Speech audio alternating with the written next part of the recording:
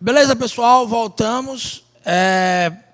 Vamos falar agora de algumas outras hipóteses flagranciais, como, por exemplo, o flagrante esperado, o flagrante preparado. O diferido a gente já falou. O flagrante esperado é um flagrante válido. Na verdade, não há ilegalidade no flagrante esperado. Você pode chamar também um flagrante esperado de flagrante incidental. A polícia toma conhecimento de que uma suposta prática criminosa ocorrerá, vai até o local e faz a prisão.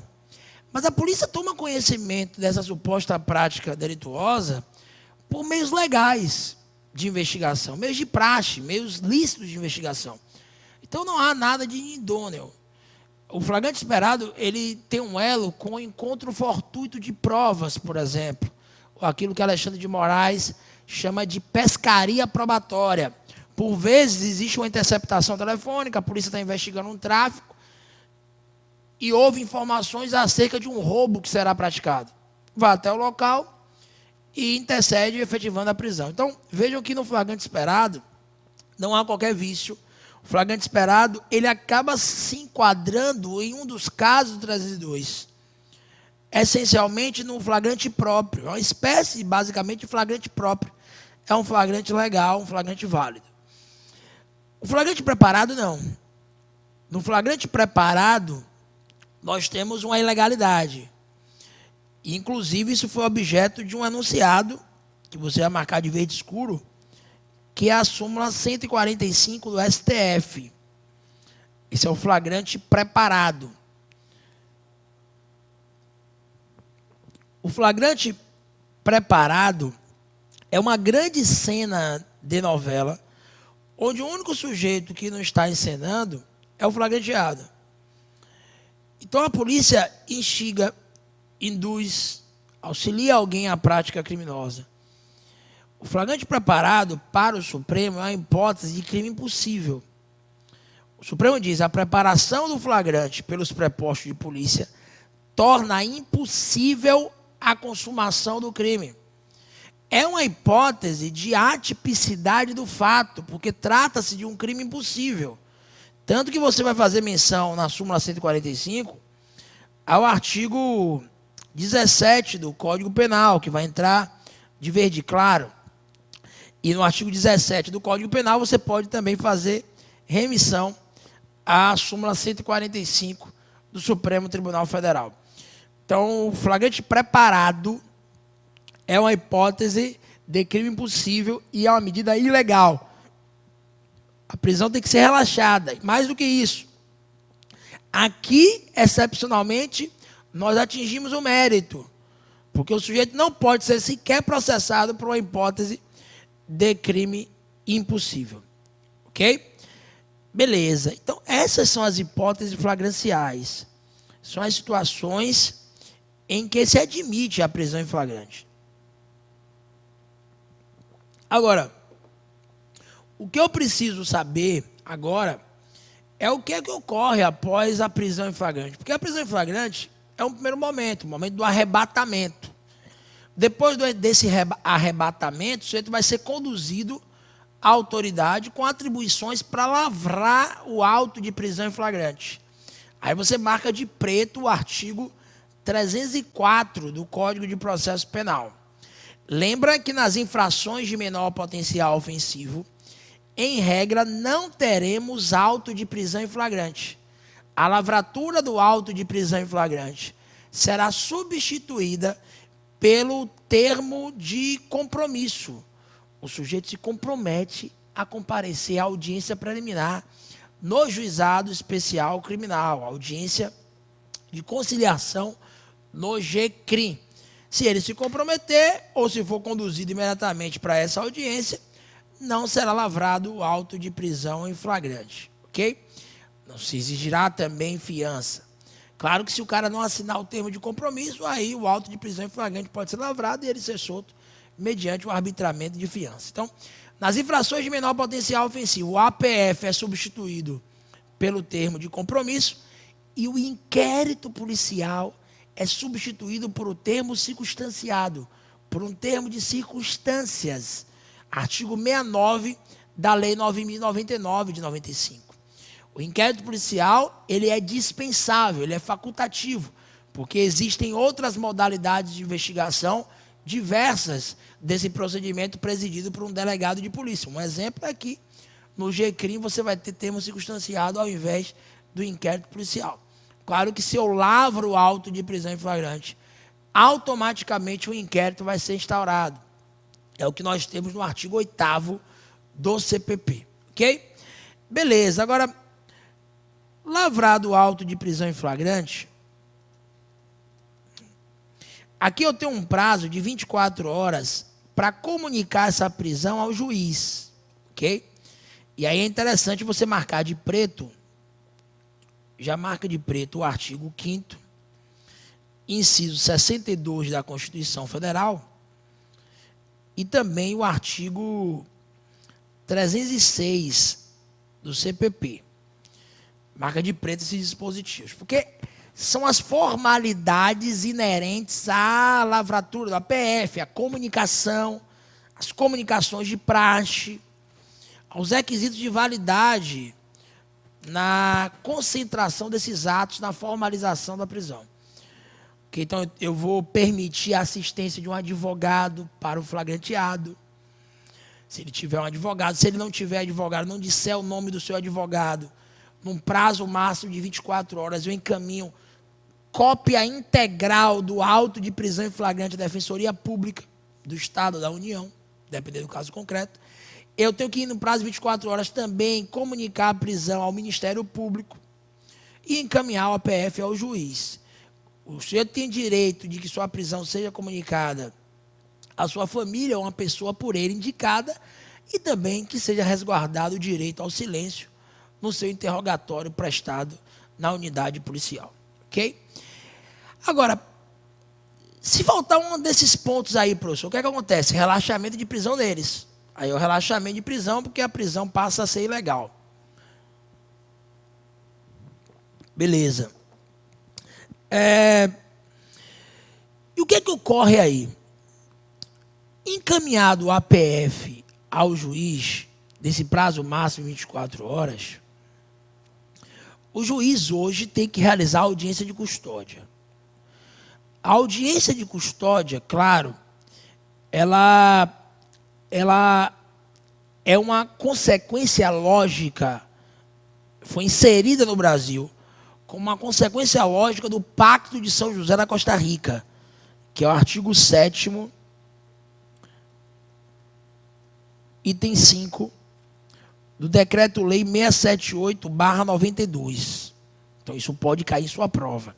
Artigo 7º, item 5, do Decreto-Lei 678/92, o direito do sujeito ser apresentado ao juiz competente para deliberar sobre sua prisão acerca de sua segregação. Artigo 7º, item 5 do Decreto-Lei 678/92. Posteriormente, o pacote anticrime,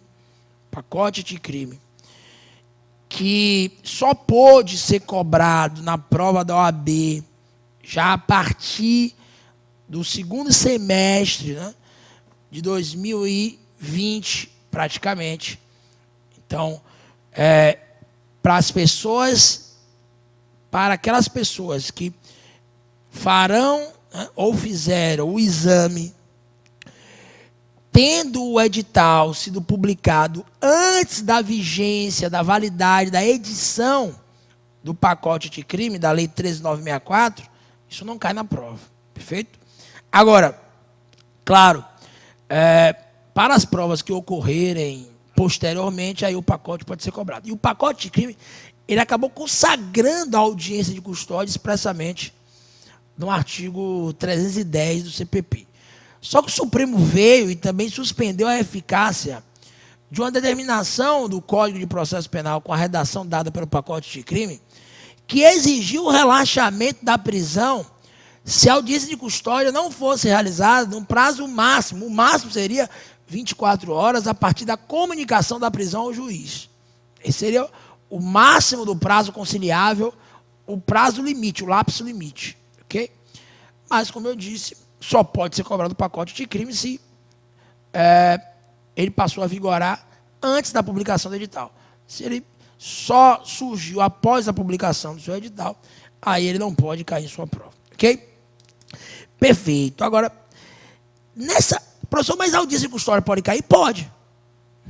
Em qualquer hipótese de publicação, antes ou depois do edital, a audiência de custódia pode cair. Porque a audiência de custódia, ela está presente na resolução 213 do CNJ, do Conselho Nacional de Justiça. E foi uma consequência, como eu disse, natural do artigo 7º, item 5 do Decreto-Lei 678/92. Então, a audiência de custódia hoje é uma realidade. Então, atualmente, os juízes não podem mais, de maneira cartorária, converter o flagrante em prisão preventiva. A regra é essa. Então, para a sua prova, você pode afirmar que a prisão em flagrante é ilegal se o cara, por exemplo, está preso há 10 dias e não teve audiência de garantias ainda, audiência de custódia. Você vai arguir a ilicitude dessa prisão, a ilegalidade dessa prisão e requerer o relaxamento, ok?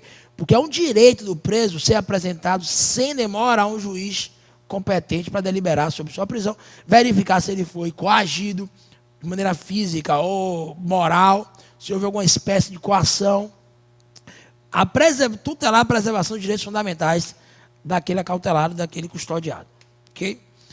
Perfeito. E nessa audiência de custódia, o que é que o juiz vai fazer, o que é que o juiz pode fazer?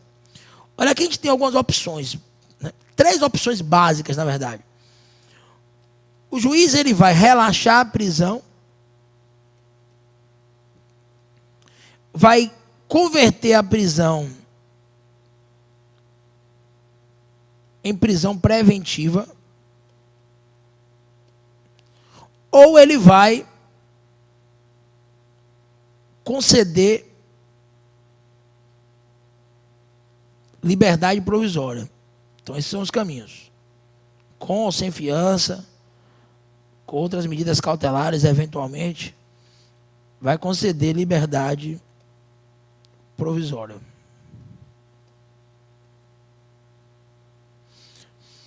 Então, esses são os caminhos. O juiz vai relaxar a prisão, que foi legal, vai converter o flagrante em prisão preventiva ou vai conceder a liberdade provisória com ou sem fiança. Tem até uma questão interessante aqui no nosso livro. Deixa eu abrir aqui. Acabou de sair do forno, né, pessoal? Coisa legal. Mas, enfim. Há uma questão interessante do nosso livro, que é a seguinte. Esse daqui, né? Acabou de sair do forninho, porque ainda não tinha tirado do plástico. No nosso livro de prática, a última folha do livro é um apêndice sobre prisão cautelar. Né? Dá para pegar legal aí, mestre? Foca aqui, ó. E esse esqueleto sobre prisão cautelar é bem interessante, né? Esse esqueletozinho sobre prisão cautelar, porque ele mostra aqui do início, ó, APF, auto de prisão em flagrante, quais são as peças cabíveis, relaxamento ou liberdade provisória. Se o juiz não conceder liberdade provisória, ele decreta preventiva. E aí já não cabe mais liberdade provisória. Se a preventiva for ilegal, cabe relaxamento, cabe habeas corpus, mas o habeas corpus não é peça privativa de advogado, e cabe a revogação de prisão preventiva. Então, a liberdade provisória ela ataca o flagrante e a revogação ataca a prisão preventiva. Ok? E aí depois vem o ROC, enfim. Se o HC aqui for denegado no tribunal, cabe ROC para o STJ, outro HC para o Supremo, enfim. É o passo a passo, que a gente vai colocar depois aqui no quadro também, na próxima aula, sobre prisões cautelares. É um passo a passo sobre as prisões acautelatórias. Ok? Beleza. Nós temos alguns gráficos aqui, né? Gráficos de procedimentos, enfim. É um apêndicezinho que a gente tem. Tabelas, olha só, sobre mutácio e emendácio libelli. Tabela prazal, sobre os prazos que a gente tem no âmbito penal. Você tem aqui também uma tabela de peças e pedidos, né? Quais são os pedidos de cada peça? Peça, fulcro, pedido principal e prazo. Olha que tabelinha legal. Foi com muito amor, pessoal, que a gente fez esse livro. Os procedimentos, né? Muito legal. A EMAS também teve muito carinho com a gente. Então, assim, você não pode perder. Olha que referência, né? Referências doutrinárias aqui, inúmeras, né? Vocês também, modelos de peças feitos por inteiro, ok? Show de bola. Beleza. Uma frase no início aqui, ó. Eu tenho o vício da defesa da liberdade, não escolho causas para defender alguém. Evandro Lins e Silva, grande advogado. Beleza. Vem aqui comigo então. Primeira hipótese, primeiro caminho do juiz: relaxar a prisão ilegal. Então, coloque um parênteses aí, vamos falar do relaxamento do flagrante, ok?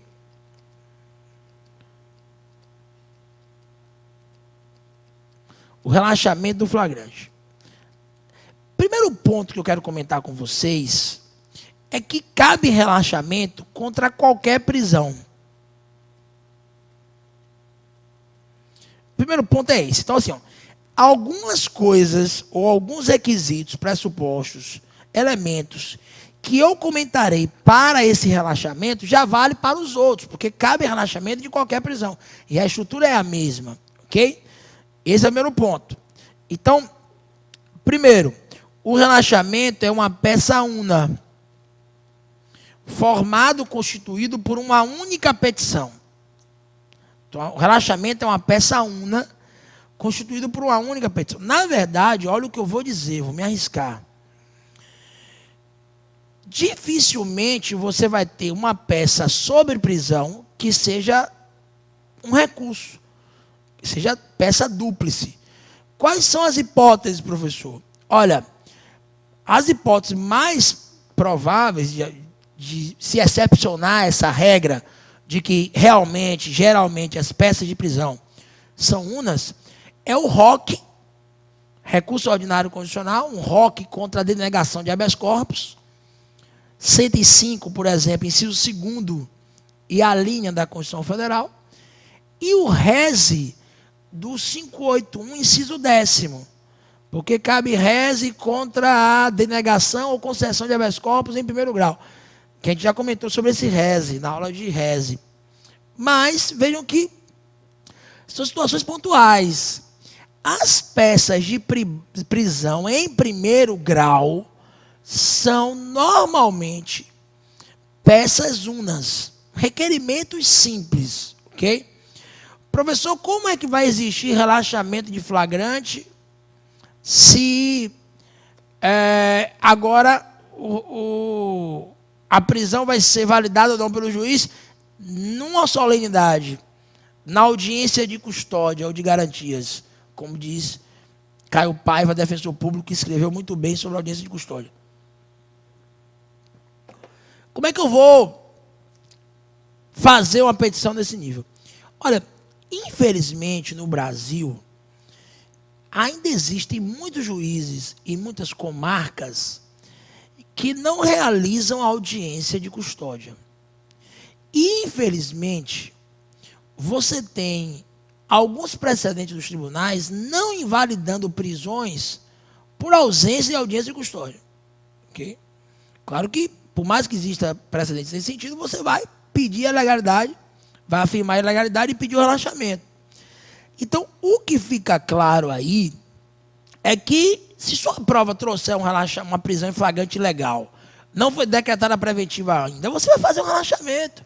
Você não pode dizer, não, eu vou me reservar para falar na audiência. Não tem prova oral na OAB. Então, esse é o momento, essa é a hora de sua vitória, de seu triunfo. Ok? Então, pode acabar acontecendo de, mais uma vez, cair relaxamento de prisão em flagrante, que, na verdade, foi a única peça de prisão que já caiu nos mais de 30 exames de segunda fase, banca FGV. A única peça de prisão foi essa prisão do 10º exame. A única. 10º não, desculpe. Não lembro exatamente, o 10º foi revisão criminal. Qual foi o exame realmente? Foi antes do 10º, mas foi a única peça de prisão que caiu até hoje. E já cai muito tema prisão em questões discursivas. Por isso que a gente também está focando na parte teórica, ok? O fulcro de qualquer relaxamento, se vai marcar de amarelo, é o artigo 5º, inciso 65 da Constituição Federal. Então, o fulcro de qualquer relaxamento de prisão é o artigo 5º, inciso 65 da Constituição Federal. Pode ser relaxamento de flagrante, relaxamento de prisão-pena, relaxamento de prisão temporária, relaxamento de prisão preventiva. O fulcro de qualquer relaxamento é, de fato, o artigo 5º, inciso 65 da Carta Magna, inciso 65 da Constituição Federal. Se a prisão é ilegal, ela tem que ser relaxada. E o fundamento legal é esse aí. Porque assim, o artigo 310, inciso 1º, vocês viram aqui, ele também fala de relaxamento. Só que para que eu vou usar o 310, entrar nessa confusão, se eu tenho um artigo constitucional que acaba se sobrepondo sobre todos os outros? Coloca o 5º, 65 e o jogo está resolvido. Porque, por exemplo, se for relaxamento de preventiva por excesso de prazo, e você colocar o 310, inciso 1º, você perdeu o fulcro. Porque esse 310, inciso 1º, só trata do relaxamento da prisão em flagrante. Ele não enfrenta o relaxamento da prisão preventiva ou de uma prisão temporária. Ok? Então o fulcro é esse aí.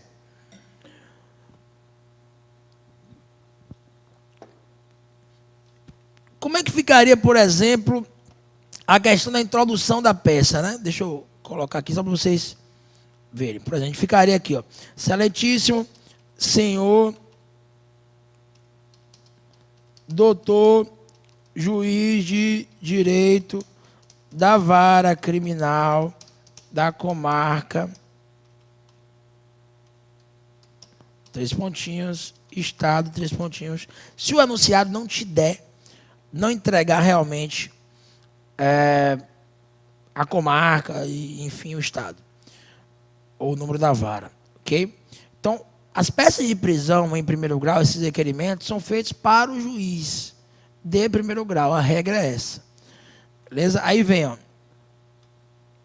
Autos, número 3 pontinhos. Eu tenho autos? Tem, porque tem a lavratura do APF. Para ter relaxamento, o flagrante já foi lavrado, né? Essa é a regra geral. Aí eu vou para a introdução da peça, né? Que é meu segundo requisito. Tem um fulcro. Eu tenho um fulcro. Ponto 2. Já falamos da peça una e do fulcro, né? Ponto 2 é a introdução. Ok? Que é aqui, na verdade, que entra o nome do seu cliente, né? E o nome da peça. E é aqui também que vai entrar o fulcro. O fundamento legal da peça. Ok? Então, nome do cliente, nome da peça e o fulcro. Essa é a introdução de sua petição. É outro requisito formal. Então, eu vou colocar aqui, ó, por exemplo, Josefa, já qualificada. Estou colocando em caixa alta só para ficar melhor, mas na sua prova você lembra. Salvo se você conseguir escrever diferenciando as letras maiúsculas das minúsculas, não é dessa forma que você vai fazer, ok? Já qualificaram nos autos, vem para o seu advogado que esta subscreve, requerer, viu? Não é interpor porque não é recurso, relaxamento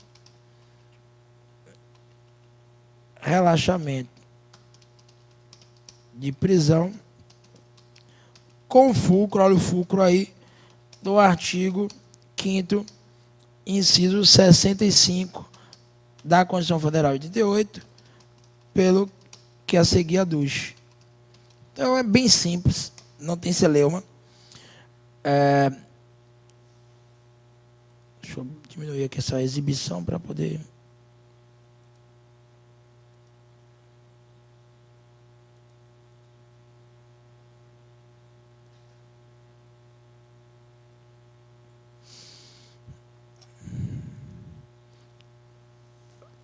Josefa já qualificaram nos autos, vem para o seu advogado que subscreve requerer relaxamento de prisão com fulcro no artigo 5º, inciso 65 da Constituição Federal de 88, pelo que a seguir aduz. Aí depois eu vou para os fatos. Né? Dos fatos. Os fatos sempre são, e eu já disse isso aqui várias vezes, você que está na quarentena que não ouviu ainda, cuidado com isso. Os fatos não são pontuados. Então os fatos sempre são bem sucintos. Até no 15º exame, quando a peça profissional foi uma queixa-crime, e a queixa é basicamente uma peça acusatória e fática, a banca não pontuou os fatos. Então, o fato, na verdade, é um relato, um histórico de tudo que ocorreu até aquele momento processual. Ok? Então, vou dizer, ó, Josefa fora presa em flagrante delito pela suposta prática do crime previsto no artigo 158 do Código Penal. Pronto. Então, é algo bem sucinto. Os fatos não são pontuados. Professor, se eu quiser conjugar fatos e fundamentos jurídicos no pedido, pode? Fica à vontade, se essa for sua forma de escrever. Ok? Mas a nossa indicação, e são os modelos que nós temos aqui no nosso livro, todos eles diferenciam fatos e fundamentos jurídicos do pedido. Eu gostei tanto desse livro, sabe? É um bichinho. Está tão bonitinho. Ave Maria, você tem que adquirir o seu logo, né? Viu? Olha, fundamentos jurídicos do pedido. Do direito, você pode chamar assim também. Professor, aqui tem preliminares e mérito? Não, porque a peça, ela circunda justamente por nulidades. Então aqui você tem que diferenciar preliminares e mérito. Né? É o direito, tudo entra nos fundamentos jurídicos do pedido. Ok? Então, o que é que eu tenho que evidenciar aqui? O que é que eu vou evidenciar na parte do direito de minha peça? Né? O que é que eu vou evidenciar? Deixa eu fechar aqui. No ponto 3, eu vou primeiro falar dos fatos, né? Aí o ponto 4 do direito. O direito do meu relaxamento é evidenciar a ilegalidade da prisão. Por um dos motivos que nós estudamos. Então, o direito no relaxamento é evidenciar que a prisão é ilegal. Seja porque não houve situação flagrencial, porque não comunicou a prisão, por aí vai. Ok? Então, o direito do relaxamento é evidenciar a ilegalidade da prisão. Beleza? Por exemplo, vamos imaginar que Josefa já está presa já há 15 dias e ainda não houve audiência de custódia. Você vai pedir o relaxamento de prisão por ausência de audiência de custódia. Vai mencionar a resolução 213 do CNJ, vai mencionar o artigo 7º, item 5 do Decreto-Lei 678/92. A própria nova redação do Código de Processo Penal já traz essa necessidade também de audiência de custódia, ok? Então, veja que o que você tem que fazer no relaxamento é comprovar a ilegalidade da segregação. Revelar, de fato, que a prisão é ilegal, ok? Vamos imaginar, por exemplo, falta de situação flagrancial, ok? Vamos colocar aqui, ó, 302 do CPP.